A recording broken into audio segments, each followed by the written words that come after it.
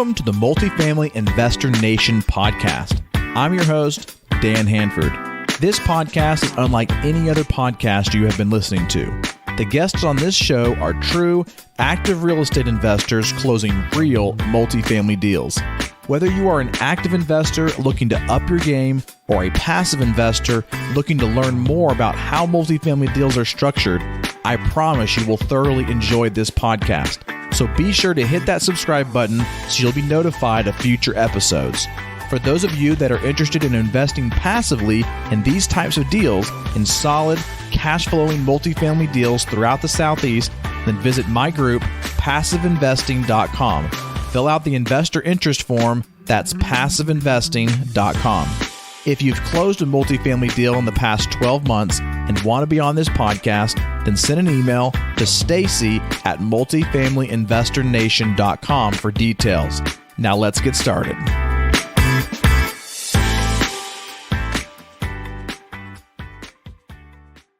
Welcome to the Multifamily Investor Nation podcast. I'm your host, Whitney Elkins Hutton, the Director of Investor Education here at PassiveInvesting.com.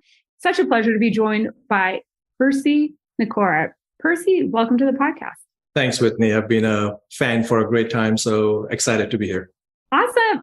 Well, I know we were talking before the show. You have a property called Creekside at Athens, 98 units in Huntsville, Alabama. But before we dive into those details, tell us a little bit about yourself, how you got into multifamily real estate and where you're at today. It's a little bit of a windy story, but I'll keep it short. Many years ago, my background is in tech. I sold a tech company, started to just diversify my portfolio. Real estate was a part of that. I was also doing a lot of other startup investing, angel investing. But over time, I noticed that real estate was giving the best risk-adjusted returns. So my portfolio and percentage allocation in real estate started to grow. Initially, single family. Then as we all have experience, it's a little hard to scale single family. So moved to multifamily, invested with a couple sponsors as an LP, and then ultimately came on the GP side about 7 years ago. Are you a passive investor looking to diversify your portfolio? The team at PassiveInvesting.com is thrilled to introduce the investment opportunity of our real estate debt fund. This debt fund places first position loans on rehab projects sourced by our private lending company called Rehab Wallet. Since we started this debt fund in June of 2020, we have funded over $260 million in loans to borrowers across the United States. As a limited partner investing alongside PassiveInvesting.com, you can be part of the success of Rehab Wallet. With a minimum investment of $25,000, you can seize the opportunity to earn a preferred return of 6 to 8% with a 90-day liquidity option to call your capital back. Our real estate fund has been a great investment for our investors to have a short-term or rainy day cash reserve with a high yield return option. Don't miss out on this chance to enhance your portfolio and your financial future. Visit PassiveInvesting.com to discover more about this real estate debt fund and start your journey towards a prosperous investment today. That's PassiveInvesting.com.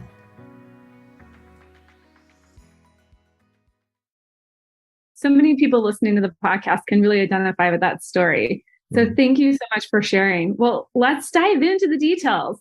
Creekside at Athens, 98 units in Huntsville, Alabama. Let's just go over basic details. What was the purchase price and when did it close?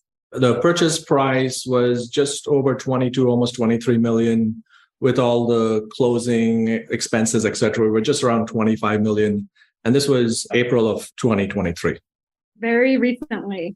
We know that you got to back up the timeline here a little bit. So tell us about when you found the property and how did you find it? Was it on market, off market?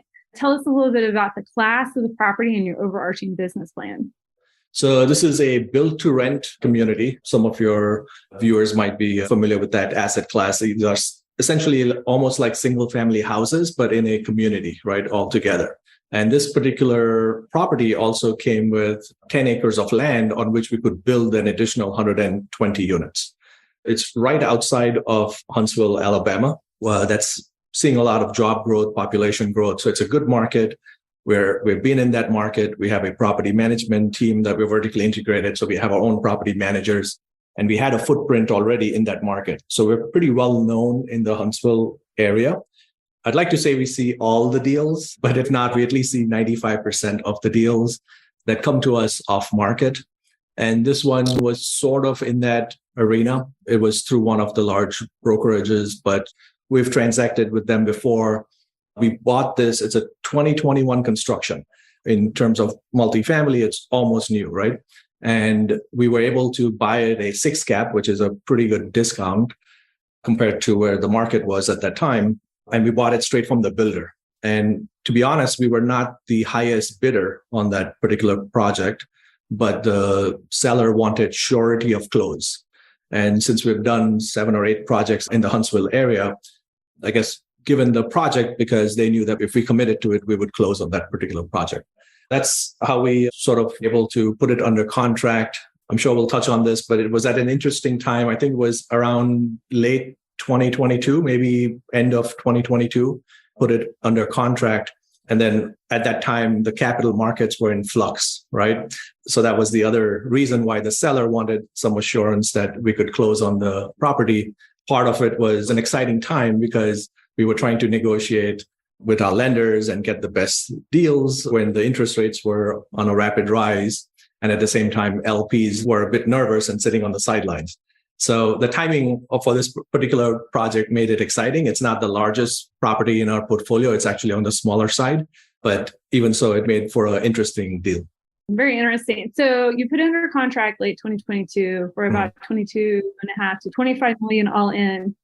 Capital markets are moving on you. You've got low investor sentiment or nervous investor sentiment. How did you find the deal? Was it brought to you? You bought it direct from a developer. Was it brought to you by a realtor? It was to one of the large brokerages did bring it. It was, call it partially marketed, not completely off market.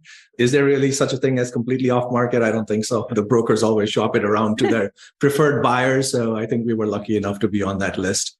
And so we did see the deal. We've sold the property through that brokerage as well. So we know the broker. They knew that we could perform on that property. We have a nice portfolio in Huntsville. So we're well known there. So luckily we were able to have the right contacts, see the property. But like I said, I'm sure other people saw it as well because we were not the only offer that the seller had and we were not the highest offer. Yeah. How many other people were you competing with? Do you know? It's hard to tell, but I know at least probably, if I had to guess, I'd say maybe half a dozen groups probably were bidding on that project. And so how did you structure the deal in such a way that the seller knew you were going to close? Right. So a couple of things. One is just showing our history and the transactions that we closed, even in the last, I guess from that point, even in 2022, we had, I think, 3 or 4 deals go full cycle. So we were able to show that. We had just recently launched a fund as well. So we had some commitments in the fund. So we were able to show that, look, we have equity or we have the commitments for the equity. We just have to call the capital. And again, having done quite a few projects there, we have about 1,200 units in the Huntsville area. We were pretty well established, at least in that market, right? And there's only a handful of markets that we focus on. So we've been in Huntsville since 2019. So we've been there for a couple of years now. But how did you structure the deal? Like, did you say we're going to do 30-day due diligence, 30-day close, and a couple 30-day extensions? Like, how did that all get packaged? Yeah, our typical deal that we go into, we did have to put down, let's say, a sizable non-refundable deposit because we knew about the deal. We knew it's a new bill. We knew about the area. So we did have to put down a decent, let's say, money going hard right up front with some contingencies on title and environmental, et cetera. But then after that, we have 30 days for due diligence. And then we had 60 days to close the property after that. So in total, we had about 90 days all in. And I think we were right around that time. I think we went for agency debt, which tends to take a little bit longer. So we might have extended it by a week, I think, outside that overall 90-day window. And the seller was fine with that.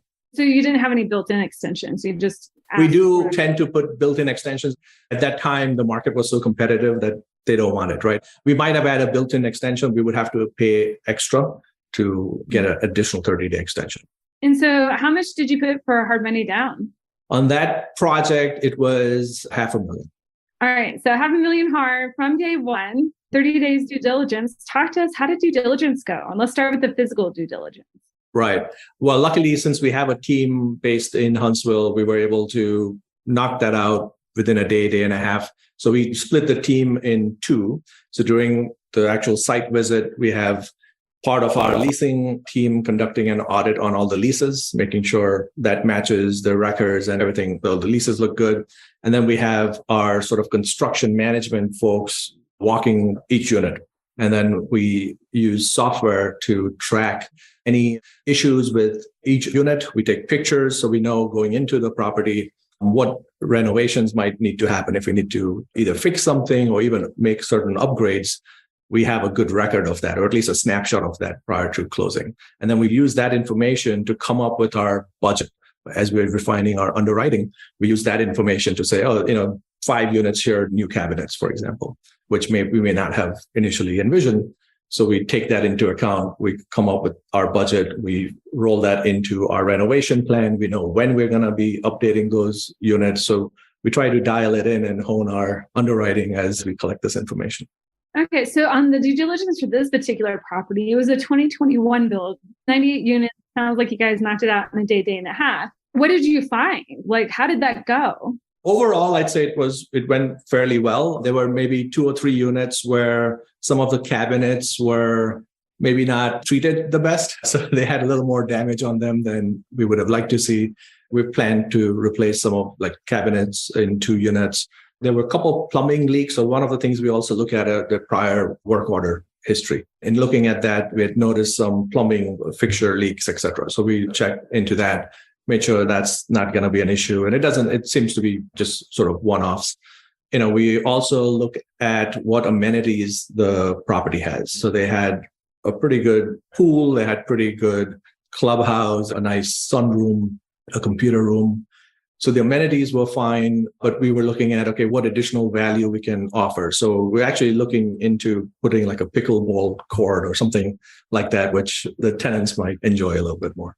That kind of planning happens at that stage as well. We try to map out where we can put that. We might add an additional, there's already one dog park, but we might add an additional dog park and things of that nature. Okay, so it sounds like the overall physical due diligence of the property went really well. You identified some opportunities to where you can add additional amenities, which is always amazing as part of the business plan. Let's talk about the financial due diligence. Since this is the build-to-rent community pretty recently occupied and by the developer, what kind of financials did you have? How did that go?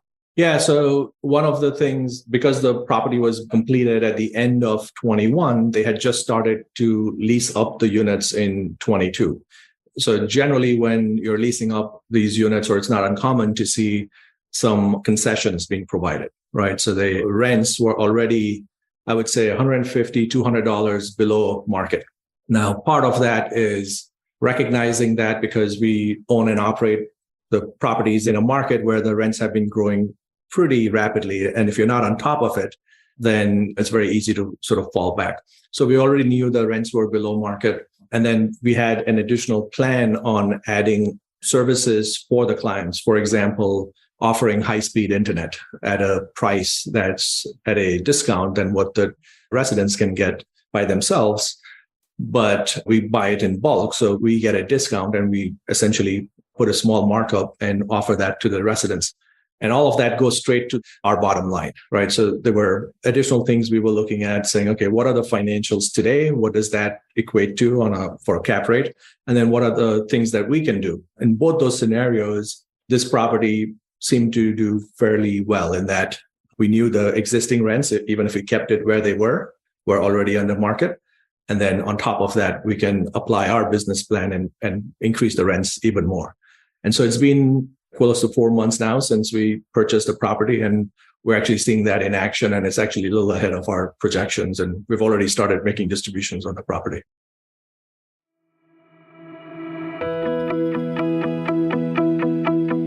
Are you a serious real estate investor looking to break into the multifamily space? Or are you an experienced multifamily investor looking to level up your game by meeting new passive investors and creating new partnerships?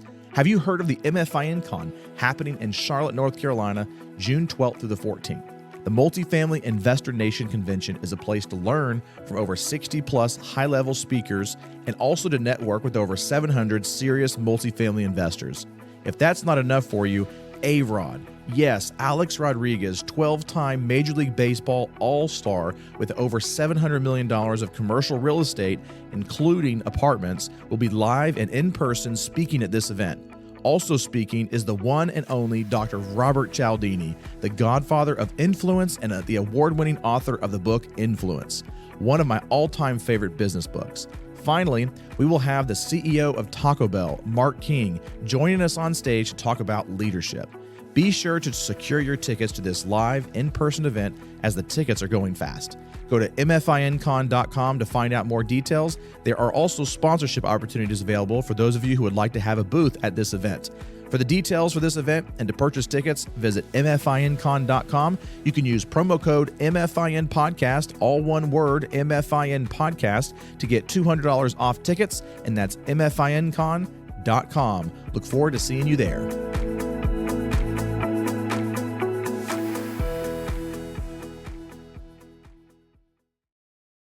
Let's pivot to the financing, because you said that this was a little bit of a nut to crack, so to speak. So agency debt, let's get into the specifics. Fixed rate debt, interest only, give us all the nuts and bolts of the debt structure.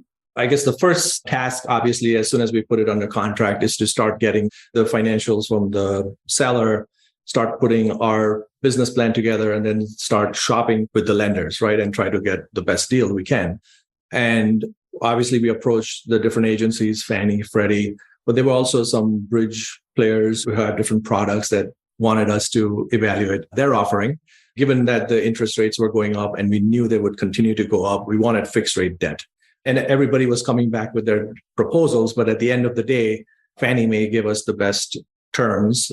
What was interesting was tracking the rate, right? Because even with Fannie Mae, it's a fixed rate debt, but it fixes at a point when you lock in the rate. And that generally doesn't happen until you get pretty close to closing or maybe a month before closing. So every day we would nervously look at the interest rates. And one day it would be at that time, I think it was like 5.5%. And then it would jump very next week. It might go up to 6%. So there was a bit of a roller coaster with the rates. And we would have to update our underwriting, change our projections for our investors. So we told them, look, we are anticipating a rate between 5.5 and 5.75, but there were certain days when the rates were over 6.25.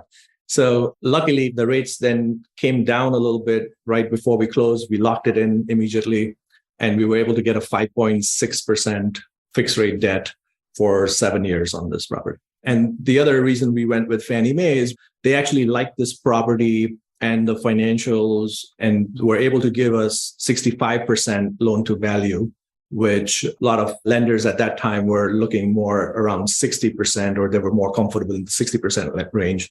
So Fannie Mae went to 65% and 35-year amortization. So all in all, they gave us $15 million in debt for this property. Is it non-recourse debt? Yeah, it's okay. All of our deals are pretty much non-recourse, but an agency tends to be non-recourse. If there was a construction component, that may have some limited recourse caveats built in. But this is a cash flowing property. It was stabilized already. We were just sort of improving the NOI. And is there any sort of prepayment penalty or lockout period? In this loan, it steps down. So after year 3, it comes down to like a 1% exit fee, if you will. And that's fairly common. And if I recall, it may even go away after year 5. All right. So you get $15 million in debt. You're all in at 25. I'm assuming you bridged the gap by raising capital. Is that true? Yeah. So the breakdown of the remainder is that we got $6 million in LP equity, if you will, common equity. And then we have relationships with some preferred pref providers. So they provided $4 million in pref. So we got the other $10 million covered through that. Tell us how that you structured all that. The capital stack is essentially the senior debt, the pref equity, and then the common equity. But how did you structure the returns in the pref equity and common equity position? Yep. So we have the senior loan, which is the agency debt or the Fannie Mae debt, which is $15 million. And then that $4 million, which is the preferred equity. It gets a little complicated, but essentially there's a certain percentage that is paid current, and then the rest of it that gets deferred. So these days, depending on where the market is, that changes a little bit. But you're looking at somewhere around you paying 7 or 8% current and cap out around 12 to 13% in that range. And there are different pref players that have a preference on some write smaller checks, some like larger checks. In our projects, we have pref players all the way from, I think the 4 million is probably on the smallest side to 12.5 million or so. So it really depends on the players and what their appetite is, but it's generally in that range is what they like to see from a return standpoint. The benefit to our LPs is that once you go over that hurdle of 12 or 13%, all of the remaining profit, if you will, goes to the LPs. So that was able to boost the returns for our LPs. And on this particular project, it's a projection, but we are projecting 24% average annual return to the LPs. And part of the reason for that is by putting that pref in place and letting the excess profits go over to the LPs, they get a nice return as well. Just to kind of recap that for listeners, and I do want to dive in a little bit more to the LP side. It seems like you're paying current 7%, and you can correct me on the exact numbers. And then when the asset sells, you're making up the remaining 5 to 6%, and then everything past that gets split between the limited partners and I assume the general partners. Yes, you didn't mention absolutely. The general partners. No, absolutely. Oh, sure. You're not doing this for tips. No. So in terms of the LP stack, so going to that 6 million that we brought in from LPs. So part of that is, as a company, our philosophy is we invest alongside the LPs. So we put our own capital into that class of shares as well, so that we're treated the same. Yes, there is a promote. And on this particular deal, the way it was structured is our LPs get an 8% preferred return and then a 70-30 split. Not to complicate it too much, but one of the LPs was also a fund that we had recently launched. So we were bringing in capital from our fund as well. So we had two sources of capital that sort of came together to fill up that 6 million bucket. All right. It's not as overly complicated equity stack, but we haven't really discussed equity recently on the podcast. So thank you for going into that. So what kind of fees did you charge to the deal? Like acquisition, asset management, capital event? So we like to keep it pretty light on the fees. Again, going back to our philosophy, in many of our deals, we're like the largest investor ourselves. So it doesn't make sense to just charge fees. And we'd rather make our money alongside our investors, right? So we try to align it from that sense. So yeah, there is a small acquisition fee. It was either 1.5 or 2% acquisition on this particular deal. And then in terms of one-time fees, that's it. We don't charge a financing fee or a refinancing fee or a disposition fee. It's just an acquisition fee. And then there is, on an ongoing basis, there's a asset management fee of 1.5% of the revenue that comes in to the property, which really doesn't equate to a lot if you run the numbers. Barely covers part of a person, but that's it. So if you ask me, I think it's a fairly light fee structure. And our model is we like to give good returns to our investors, and hopefully they'll come back to us and reinvest with us. And through that, we sort of grow the pot, right? And then if we do well, we hit our targets, then there's that promote. In this particular deal, there was that 70-30 split. In our fund, we have an 80-20 split. So we give even more money to our investors. Very interesting. Thank you for going over all that. Well, in wrapping up, Percy, what did you find easy during this process that you thought was going to be more difficult? We can also flip that question on its head. What did you find that was harder that you expected to be easier? So this was a relatively new asset class for us, the build to rent. Even though it's not as much of a stretch for multifamily, it is new. So we sort of had to explain what that means and show that there is a need for this type of housing. There was a little bit of an education with our existing investors, but that seemed to be pretty well. They accepted it fairly well, and that was relatively easy. In terms of what was more challenging was the timing of this project, right? And I said, with capital markets a bit in flux, and even from an investment standpoint, a lot of investors at that time, just hearing all that stuff on the news, they just decided to maybe be a little more conservative and be on the sidelines. So raising the capital was a little bit of a challenge, even though this is probably on the smaller side for us in terms of the capital that we raise. I wouldn't say too much of a challenge, but it was a little bit of a challenge in terms of in the past, we would have been able to raise that, let's say in 30 days. Over here, it took us 60 days. So that was a little more challenging. But overall, knock on wood, I think we got a good deal and we like this and we have a good outlook for the outcome of this project. Awesome. Well, Percy, thank you so much for sharing your knowledge and experience with us here today. If listeners want to find out more about you, how can they do so? Well, they can connect with us at penncapitalgroup.com. That's PENNCAPITAL group.com. Reach out to me on LinkedIn. I think if you search for Percy Nikora, you might only find one person there. So look forward to connecting with your viewers. And like I said, I've been a fan for a long time. So thank you for having me on the show. Absolutely. Well, Percy, again, thank you for sharing your time with us here today. We look forward to hearing about your future deals. Thank you, Whitney. Thank you for listening to the Multifamily Investor Nation podcast. I trust you enjoyed this episode. Take a moment right now to leave us a review and let us know what you learned. Also, don't forget to visit passiveinvesting.com and fill out the investor interest form to invest alongside me in excellent multifamily assets located across the Southeast. That's passiveinvesting.com. Thanks again for listening, and we'll see you on the next episode.